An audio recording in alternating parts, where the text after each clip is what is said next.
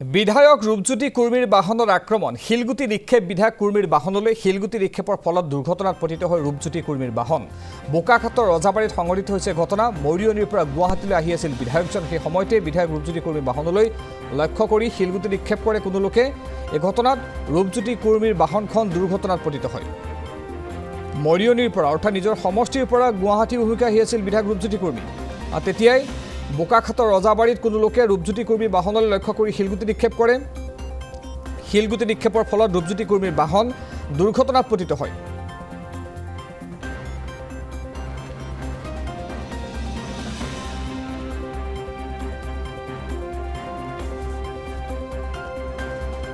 কিছু সময় পূৰ্বে ঘটনা সংঘটিত হৈছে বোকাখাটৰ ৰজাবাৰীত এই ঘটনা সংঘটিত হৈছে বিধায়ক ৰূপজ্যোতি কুৰ্মীৰ বাহনলৈ লক্ষ্য কৰি কোনো লোকে শিলগুটি নিক্ষেপ কৰে এই ঘটনাত ৰূপজ্যোতি কুৰ্মীৰ বাহনখন দুৰ্ঘটনাত পতিত হয় মৰিয়নিৰ পৰা গুৱাহাটী অভিমুখে আহি আছিল ৰূপজ্যোতি কুৰ্মী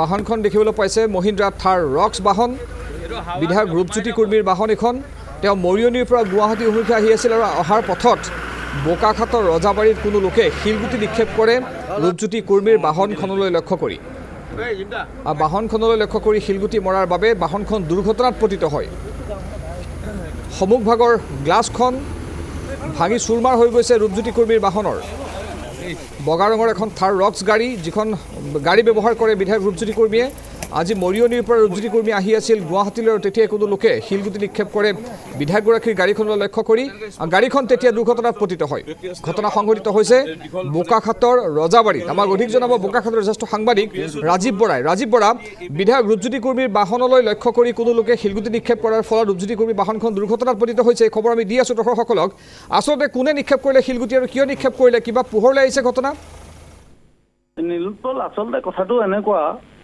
যে কিছুদিন পূৰ্বে আমি জনাইছিলোঁ বোকাখাটৰ লতাবাৰীৰ পৰা বৰজুৰি এই অঞ্চলটোত এটা ঘটনা ঘটি আছিল যিটো ঘটনাত একাংশ লোকে 37 নং ৰাষ্ট্ৰীয় ঘাইপথত অহা যোৱা কৰা বাহনত শিলগুটি নিক্ষেপ কৰি দুৰ্ঘটনাগ্ৰস্ত কৰিবৰ বাবে কিছুমান বাহনত আক্ৰমণ কৰিছিল এই ঘটনাটো যেহেতু আৰক্ষী প্ৰশাসনে যেহেতু কিছু ভূমিকা লৈছিল তাৰপিছত সেই অঞ্চলটো যথেষ্ট সতৰ্কতা অৱলম্বন কৰা হ'ল এই যিটো দুৰ্বৃত্তৰ দল এই দলটোৱে স্থানটো সলনি কৰি এতিয়া ৰজাবাৰীৰ পৰা বৰচাপৰি অঞ্চলটোত টাৰ্গেট কৰিছে আচলতে গোটেই ঘটনাটোত অন্তৰালত থকা ব্যক্তিসকল ড্ৰাগছ সৰবৰাহৰ লগত জড়িত কিছু ব্যক্তি আছে ইতিমধ্যে কিছু ঘটনা পোহৰলৈ আহিছে আৰু সেই ঘটনা ইতিমধ্যে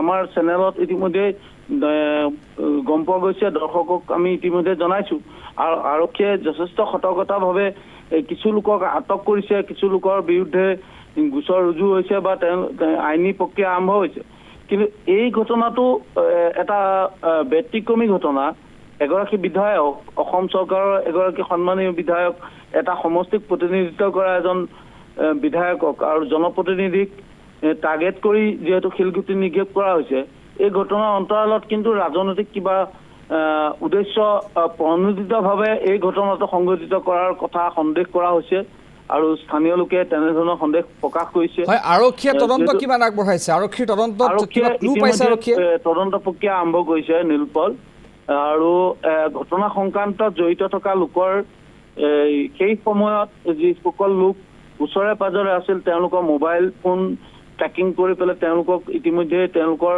তথ্য হয়তো আৰক্ষীয়ে লাভ কৰিছে আমাক ইতিমধ্যে জনাইছে যে খুব সোনকালে তাত এই ঘটনাৰ লগত জড়িত লোকক আৰক্ষীয়ে তেওঁলোকক কৰায়ত্ব কৰিব পাৰিব বা তেনেকুৱা ধৰণৰ লোকৰ সন্ধান ইতিমধ্যে আৰক্ষীৰ হাতলৈ আহিছে এগৰাকী জনপ্ৰতিনিধি তেওঁৰ যিয়ে নহওক লাগিলে মৰিয়নিৰ সন্মানীয় বিধায়ক ৰূপজ্যোতি কুৰ্মী দীৰ্ঘদিনীয়া যোৱা 20-25টা বৰ্ষৰ এগৰাকী জনপ্ৰতিনিধি আৰু মৰিয়নিৰ নিচিনা এটা সন্মানজনক বিধানসভা সমষ্টিৰ পৰা জনপ্ৰতিনিধি হোৱা তেখেতৰ এটা ইতিহাস আছে আৰু এই প্ৰতিনিধিগৰাকী অহা খবৰ হয়তো তেওঁলোকৰ হাতত আছিল যি বিৰোধী পক্ষ বা যিখিনি দুৰ্বৃত্ত তেওঁলোকৰ হাতত আছিল যে এই মানুহজন আহি আছে আৰু তেওঁলোকে টাৰ্গেট কৰি এইটো উদ্দেশ্য প্ৰণোদিতভাৱেই কথাটো কৰিছে বুলি আৰক্ষীয়ে প্ৰাথমিক অনুসন্ধানত ভাবিছে।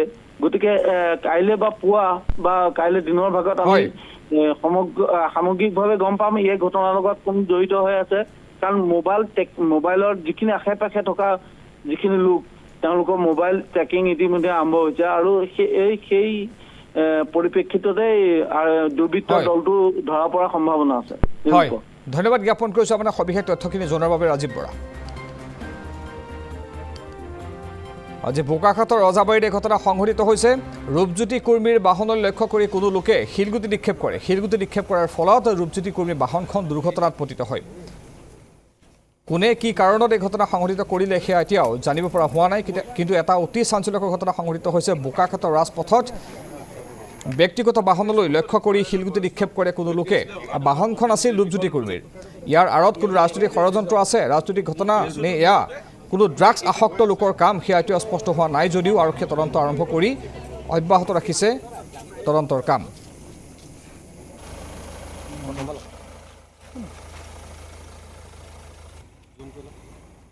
আজি প্ৰায় 7:30 মানত মোৰ দিনৰ বিভিন্ন কাৰ্যসূচী পাৰ কৰি মোৰ শাহুমা, মোৰ খোলালী আৰু মোৰ খোলালীৰ এটি সন্তান, তেওঁলোক পিছপিনে আছিলে। মোৰ PSO আগপিনে এজন PSO আৰু মই। আমি এই সময়ত কিমান 7:30 মান হৈছে নেকি, এতিয়া সময়টো পাহৰিছোঁ। আমি গৈছিলোঁ গুৱাহাটী। কালি আৰু পৰহি আমাৰ দুদিন সভা আছে।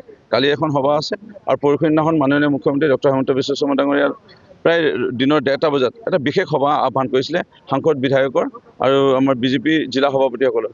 সেই সভালৈ বুলি পেলাই মই গুৱাহাটী আহি আছিলোঁ আৰু হঠাৎ এই কুৰাবাৰী বুলি কয় আমাৰ মানে বিহৰা বাগান জাষ্ট পাৰ হৈ মই কোনো নে মোৰ 20 বছৰ ৰাজনীতি জীৱন, মোৰ মাও বিধায়িকা আছিল। এই যোৰহাট গুৱাহাটী আমি অহা যোৱা কৰোঁ। পাথৰ মৰা এইটো কেতিয়াও শুনা নাছিলোঁ।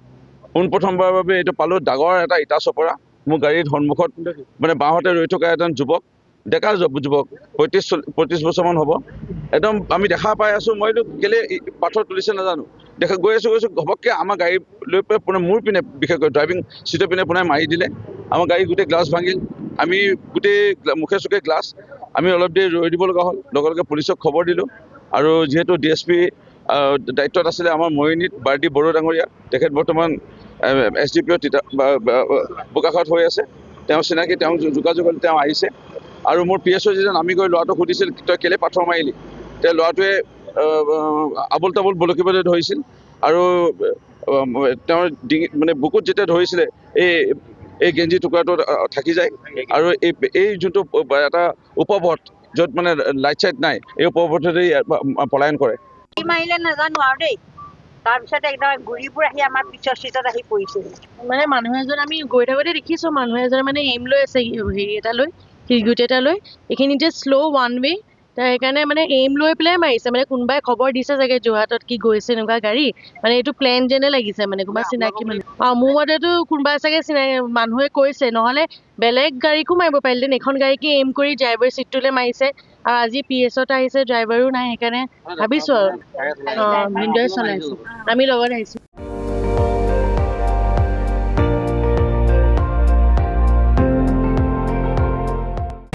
আপুনি চাই আছে ND24, সৰ্বশ্ৰেষ্ঠ নহয় সৰ্বোত্তমৰ দৌৰ।